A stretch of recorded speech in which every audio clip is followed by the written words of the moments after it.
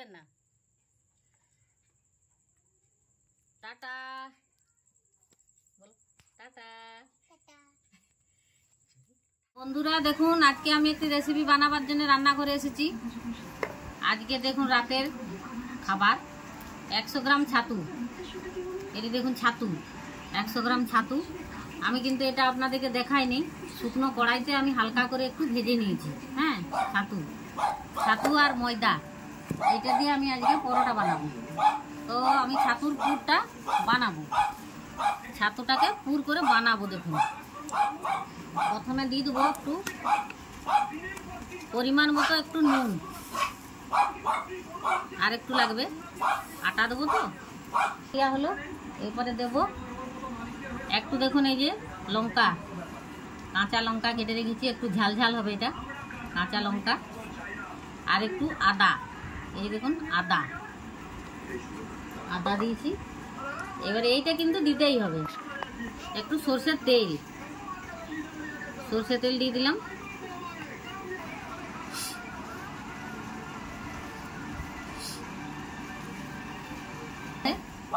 তেলটা দিয়েছি বলে ছাতুটাতে দেখুন ইয়ে হয়ে গেছে, মানে সেই ময়দাতে যেমন ময়ন দেয় সেরকম করে এটা হয়ে গেছে। এবারে এটাকে আমি হালকা হালকা জলে একটু মেখে নেব, শক্ত শক্ত করে।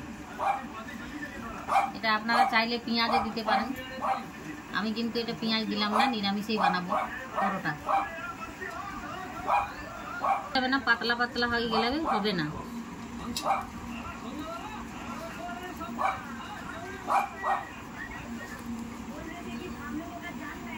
আর একটু জল লাগবে, পরিমাণ মতো 1 কাপ জল দিলেই হবে। যখন আপনারা মাখবেন তখন হাতে দিয়ে দিয়ে এমনি করে মাখবেন, একটু যেমন শুকনো শুকনো হয়। আমার হয়ে গেছে ছাতুটা আমি মেখে নিয়েছি, এটা আমি রেখে দিলাম। ময়ন দিবেন হালকা নয়, যতটা দিবেন নুন, যেহেতু পুরে নুন দেওয়া আছে, পরিমাণ মতো একটু ময়দাটাতে একটু নুন দিলাম।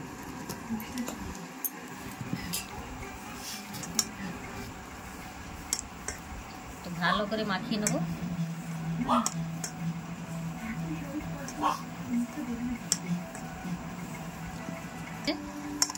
ময়নটা মাখানো হয়ে গেছে, দেখুন এরকম করে মেখে নিলে লুচি বা পরোটা এরকম খাস্তা হয়। এরপরে আমি এটাতে জল দেবো, ঠান্ডা জলেই দেবো। আমি আপনাদেরকে বলবো কতটা পরিমাণে জল দিয়েছি।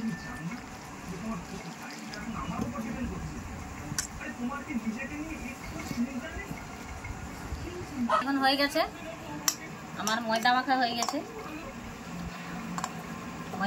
গেছে, এটাকে আমি এবারে ছোট ছোট লেচি করে নেব।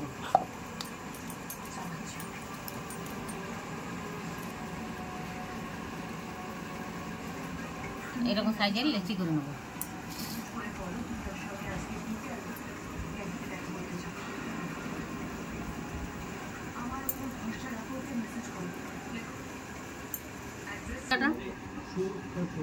হয়ে গেছে লেচি কাটা। এইটাকে দেখুন আমি এবারে এমনি করে মাটির মতো তৈরি করব।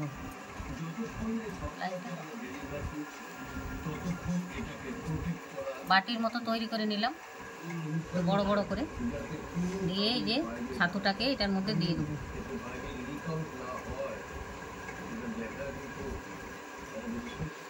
এমনি করে সবগুলো আমি ভরে নেব।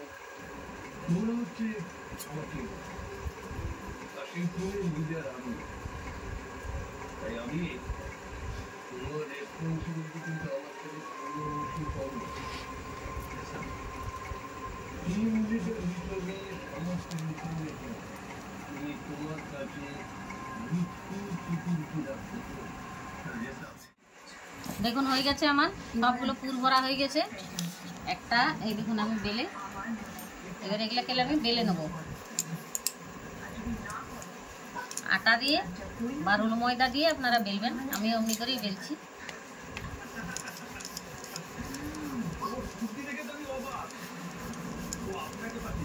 হালকা করে করে বেলতে হবে, নাহলে পুরটা বেরিয়ে যাবে। এই যে দেখুন বেলে নিয়েছি।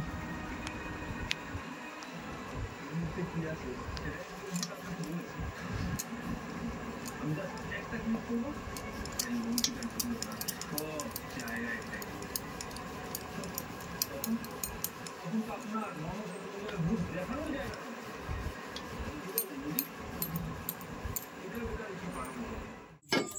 দেখুন ভাজা হয়েছে এক পাশটা, আরেক পাশটা হয়েছে দেখুন।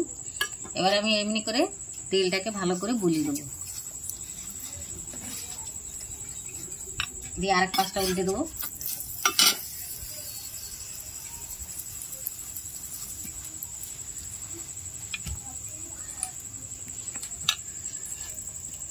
তাহলে এটা হয়ে গেল ছাতু বড়ার পরোটা, ছাতু বড়া পরোটা। দেখুন কি সুন্দর ফুলছে, বেশ খেতেও ভালো লাগবে। আপনারা এমনি করে বানাবেন।